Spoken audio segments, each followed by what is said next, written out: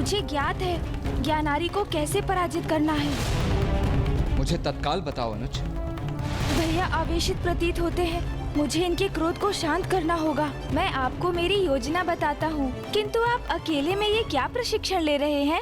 गणेश, मैं कह रहा हूँ अपना ये परिहास बंद करो और मुझे मेरा दंड लौटा दो। यदि आप अपना दंड चाहते हैं भैया, तो स्वयं क्यों नहीं ले लेते? लीजिए लीजिए लीजिए लीजिए। उचित है फिर। यदि तुम ये क्रीड़ा करना ही चाहते हो तो मैं भी तैयार हूं, किंतु यदि आहत हो गए तो मुझे दोष मत देना। क्या भैया, आप बातें बहुत करते हैं, दंड तो लेकर दिखाइए। अच्छा, तो अब पकड़ कर ही दिखाता हूं।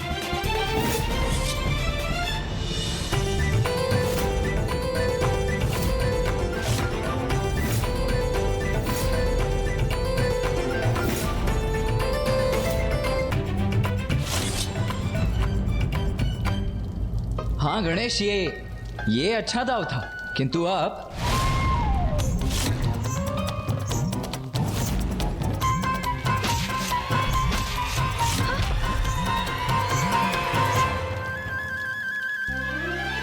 उत्तम, अति उत्तम गणेश। गणेश, मैं तुम्हारे दंड के कौशल से अत्यंत प्रभावित हुआ। तुम में गति है, चपलता भी। तुम इतनी दक्षता से गतिशील होते हो जैसे मानो तुम्हारे लिए कितना सरल है। किंतु गणेश, अगली बार बस इतना ध्यान रखना कि दंड को ऐसे नहीं, ऐसे पकड़ना, ताकि तुम्हारा प्रतिद्वंदी उस पर अपनी पकड़ ना बना सके। समझ गया भैया, समझ गया। किंतु आप ये बताइए, मेरी दक्षता और मेरे कौशल से आपका क्रोध समाप्त हुआ? गणेश, तुम मेरे अनुज हो और साथ ही मेरे प्रथम पूज्य भी।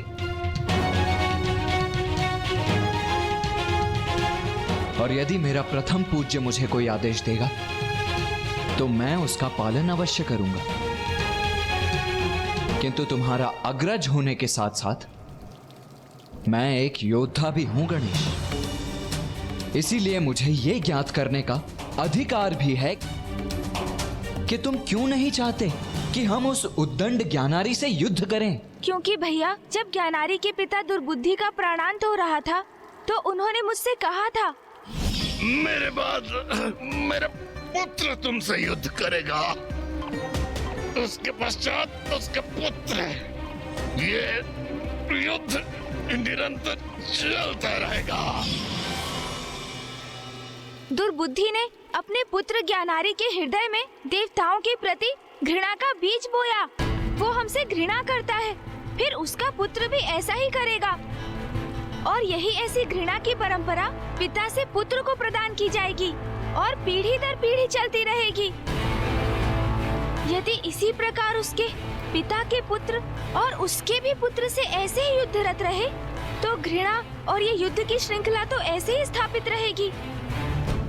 तुम सर्वथा उचित कह रहे हो गणेश, किंतु असुरों और देवताओं के संघर्ष की परंपरा तो इतिहास के आरंभ से चली आ रही है। इसीलिए मुझे तुम्हारा आशय समझने में कठिनाई हो रही है। तुम कहना क्या चाहते हो, करना क्या चाहते हो, ये स्पष्ट तो करो। भैया, आप उचित कहते हैं। अनेक सदियों से असुरों ने देवताओं के प्रति द्वेष का ही भाव रखा है, किंतु इस परंपरा में मूल परिवर्तन लाने का, असुरों को ये समझाने का कि देवता उनके शत्रु नहीं, इसका अवसर है हमारे पास। हम उनकी घृणा को स्नेह में परिवर्तित कर सकते हैं भैया, और इसका आरंभ हम ज्ञानारी के अल्पायु पुत्र सुबोध से कर सकते हैं।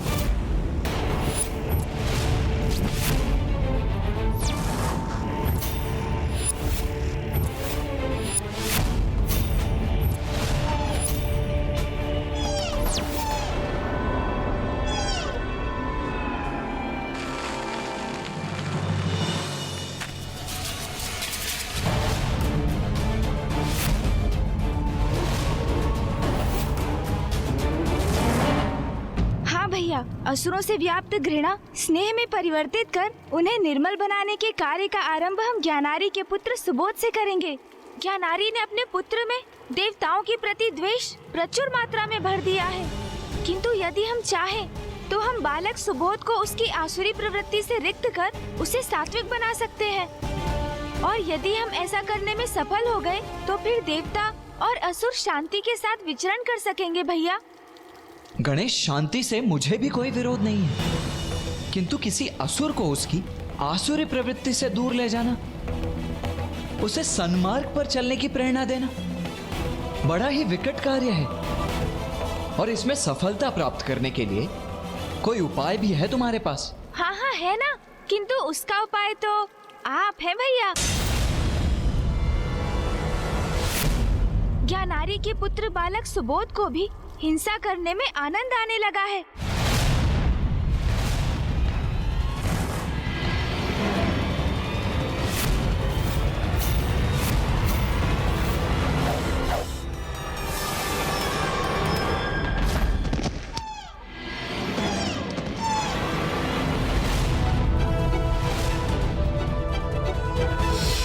किंतु भैया, ज्ञानारी पुत्र असुर बालक सुबोध में अभी भी बाली सुलभ सरलता है, जिसे जिस दिशा में ढाला जाए वो ढलता चला जाएगा।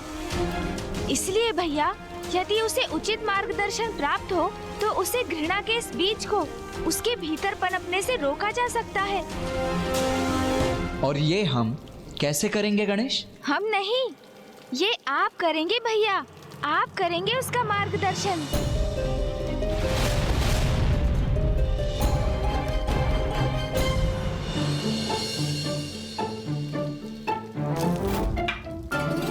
मैंने तुम्हें रुकने की अनुमति दी क्या? मुझे पाठ सिखाने चले थे असुर युवराज सुबोध को। ये बनेंगे वो भी मेरे गुरु। भैया, आप एक उत्कृष्ट गुरु हैं। आप कितने धैर्यवान हैं। अभी कुछ ही समय पूर्व हम आपस में ही उलझ रहे थे, किंतु मुझसे क्रोधित अथवा मेरे साथ स्पर्धा में बहने के स्थान पर आप मेरा ही मार्गदर्शन कर मुझे विजय की युक्ति समझा रहे थे। हाँ गणेश, ये अच्छा दाव था। इसी प्रकार आप सुबोध को ज्ञान देंगे भैया, उसे ईश्वर का परिचय देंगे, उसे आदिशक्ति, महादेव, ब्रह्मदेव एवं श्री हरि नारायण सबकी महिमा का बोध कराएंगे। गणेश, तुम चाहते हो कि मैं बालक सुबोध को शिक्षा प्रदान करूं, किंतु उसके लिए तो मुझे उसके साथ समय व्यतीत करना होगा ना। और ये संभव कैसे होगा? वो एक असुर राजकुमार है। उसकी माता अपने पुत्र को किसी के साथ ऐसे कहाँ छोड़ेगी? अब युक्ति का विचार तो आप ही कीजिए भैया, मैं तो चला भोजन करने।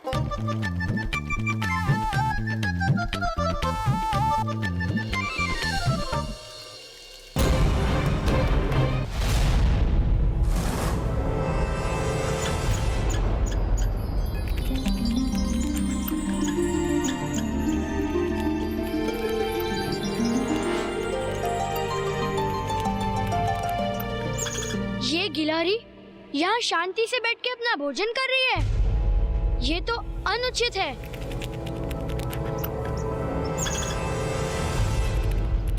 अभी ना इसका अंत कर देता हूँ।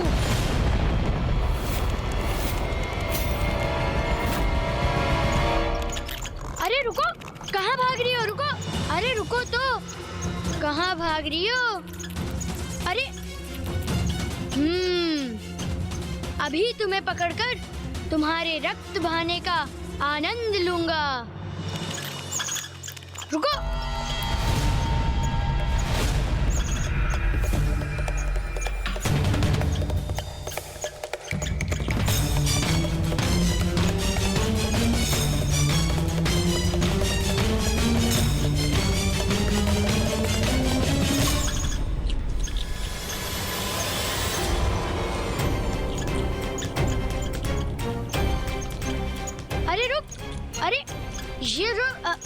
अरे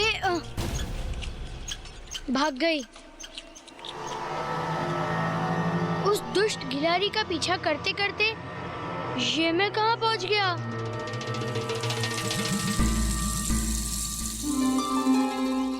ये वन कितना घना है, मुझे तो बहुत भय लग रहा है। मुझे लौटना चाहिए, किंतु किस दिशा में जाऊं? यहाँ से अथवा वहाँ से? कहाँ जाऊं? कैसे जाऊं? किस दिशा में लौटूं?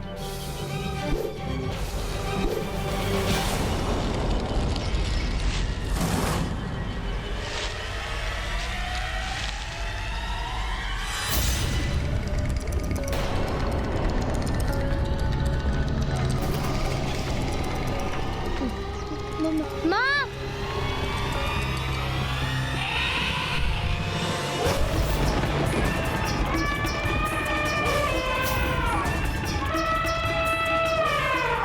ये माँ का है वंचित, इसका सामना मैं कैसे करूँगा?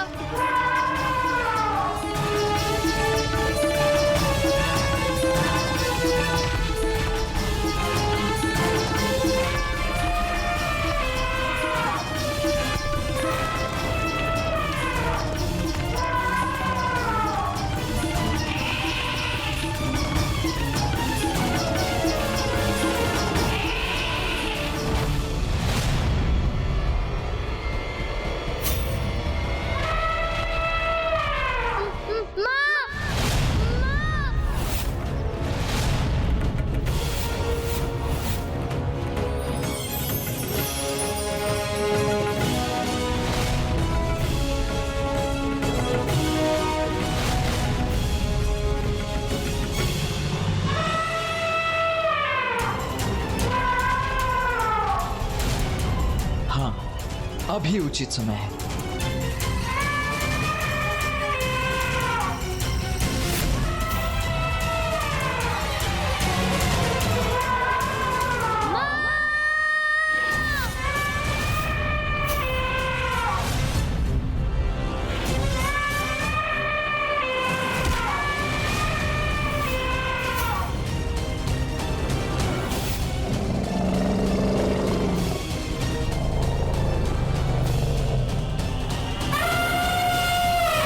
इतना बल, वो भी एक साधारण गज में। ओह, तो ये तुम हो। अति उत्तम युक्ति है गणेश। भैया,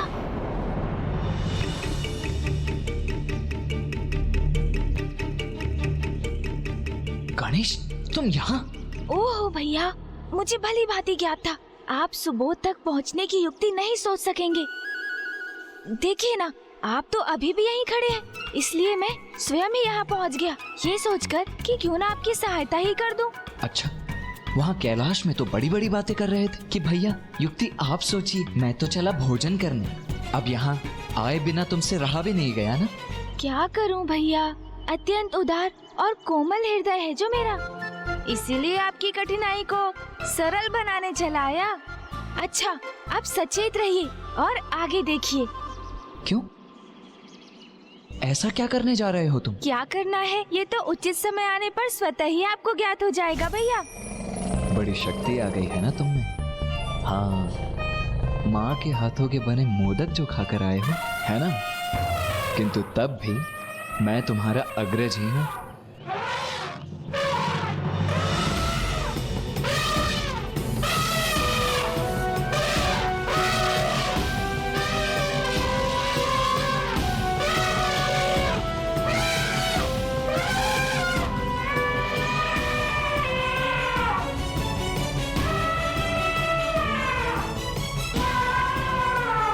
भैया, आपको भी अपनी शक्ति का प्रदर्शन करना ही था ना, तो अब वो मुझे भी करना ही होगा।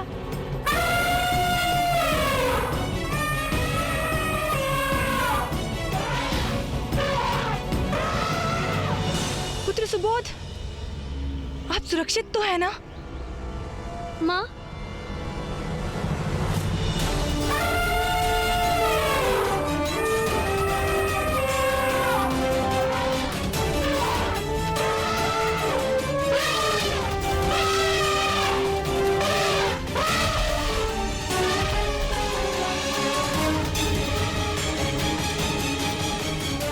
गज को शांत कर दिया इन्होंने। गणेश, अब इस क्रीड़ा का अंत भी कर देते हैं। हाँ भैया।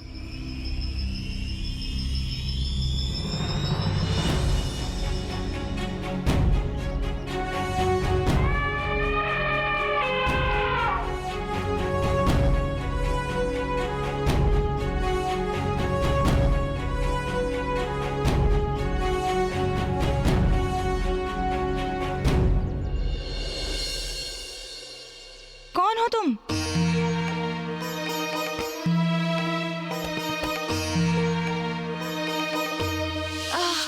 भैया ने कितना परिश्रम करा दिया मुझे।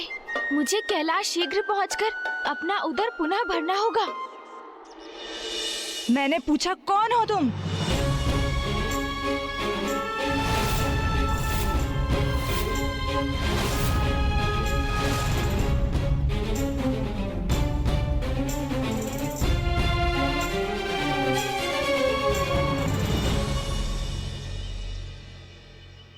प्रश्न ये नहीं है, प्रश्न तो वो है जो मैं आपसे पूछने जा रहा हूं कि ये बालक कौन है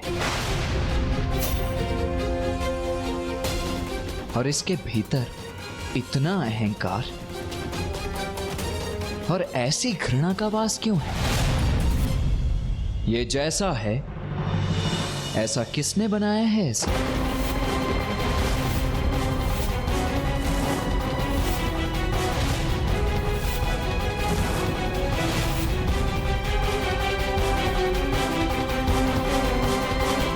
ऋषिवर, मैं असुर महारानी दकिनी हूँ और ये मेरा पुत्र असुर महाराज ज्ञानारी का पुत्र है।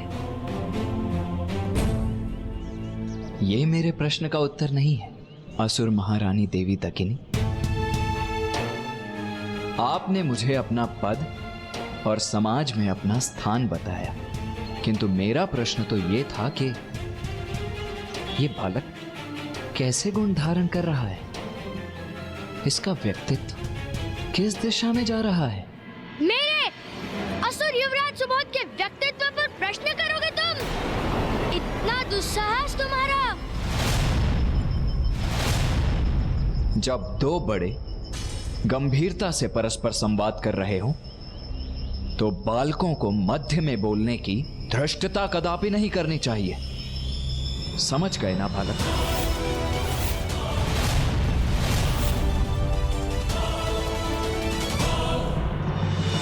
आश्चर्य, किसी ने प्रथम बार अपने कथनों से मेरे उद्दंड बालक को प्रभावित कर उसे शांत किया है। कौन है ये ऋषि? ऋषिवर, मेरे पुत्र सुबोध को हमारे संवाद में उसके इस असमय हस्तक्षेप के लिए क्षमा करें। आपने उचित समय पर इसकी रक्षा की, जिसके लिए मैं सदा आपकी आभारी रहूंगी। आप मुझे अपना परिचय देने की कृपा कीजिए ऋषिवर। बताइए मुझे, कौन है आप?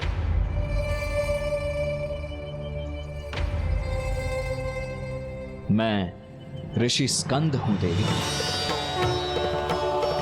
अपना तप संपन्न कर मैं अपने गुरुकुल के लिए एक उपयुक्त स्थान ढूंढ रहा हूं। ऋषिवर, तब तो आपकी चिंता का निवारण हो गया।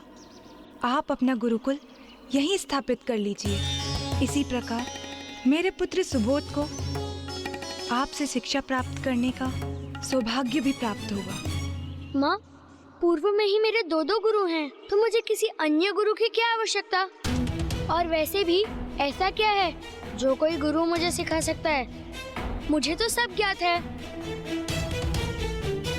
बालक सुबोध, यदि तुमने अपने गुरुओं के सिखाए पाठ को आत्मसात किया होता तो तुम्हें अवश्य ज्ञात होता कि कोई शिष्य अपने गुरु का चुनाव नहीं करता, अपितु ये तो शिष्य का सौभाग्य होता है कि उसका उचित गुरु उसको शिष्य के रूप में स्वीकार करता है।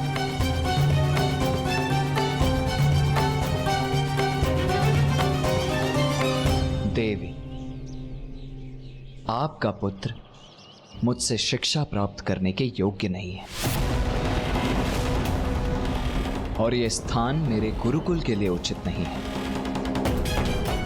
इसीलिए अब मैं आपसे विदा लेता हूं।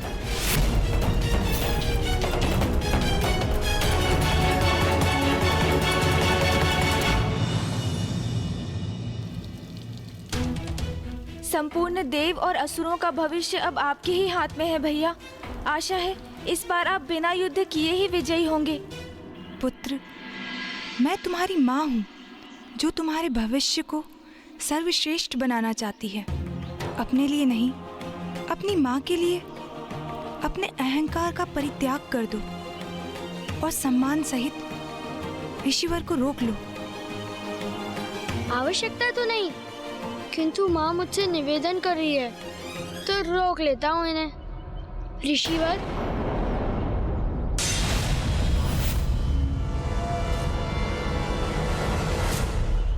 मुझे क्षमा कीजिए और कृपा कर मुझे अपने शिष्य रूप में स्वीकार कीजिए।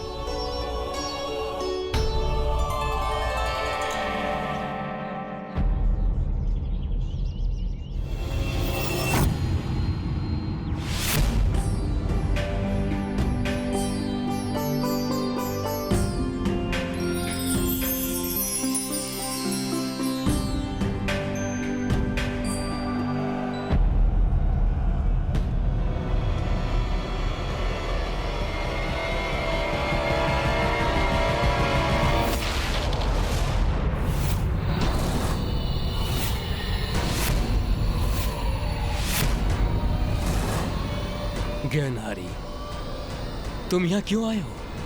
ब्रह्मदेव, आज प्रश्न आप नहीं, मैं पूछूंगा। बताइए मुझे, कहाँ है गणेश? कहाँ छिपा है वो? ये तो बड़ी उत्तम बात है ज्ञानहारी। तुम्हारा गणेश को ढूंढना तो सर्वथा उचित है। गणेश को ढूंढना तो ईश्वर को ढूंढने के समान है, और ईश्वर को ढूंढना तो प्रत्येक प्राणी का परम लक्ष्य होना चाहिए। प्रवचन नहीं ब्रह्मदेव, उत्तर चाहिए मुझे। मैं किसी ईश्वर को ढूंढने नहीं निकला हूँ, गणेश चाहिए मुझे। बताइए, कहाँ स्थित है वो? आइए, आइए ऋषिवर, गुरुकुल में आपका स्वागत है। ऋषि स्कंद, अब से आपको यहीं इसी गुरुकुल में स्थित रहना है। देवी, मुझे वन में ज्ञात हुआ था कि बालक सुबोध के 2 गुरु पूर्व से ही हैं। उन दोनों का तो कार्य यहाँ से समाप्त हो गया नवीन गुरुदेव। अब तक तो वो लोग अपनी पोटली बांधकर यहाँ से प्रस्थान भी कर गए होंगे।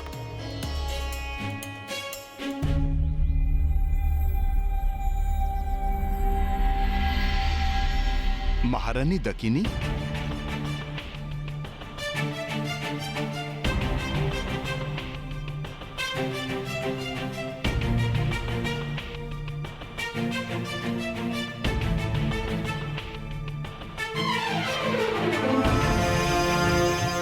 प्रणाम ऋषिवर।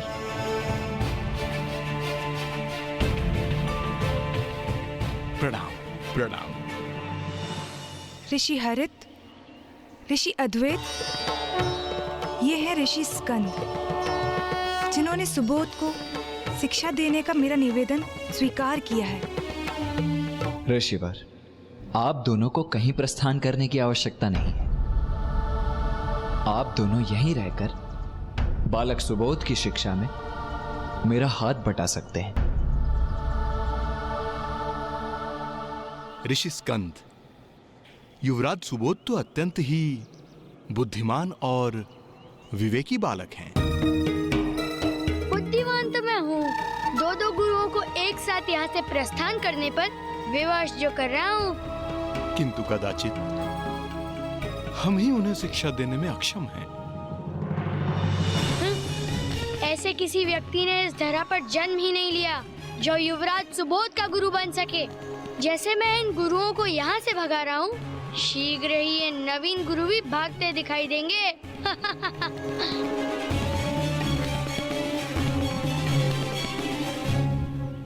सुबोध,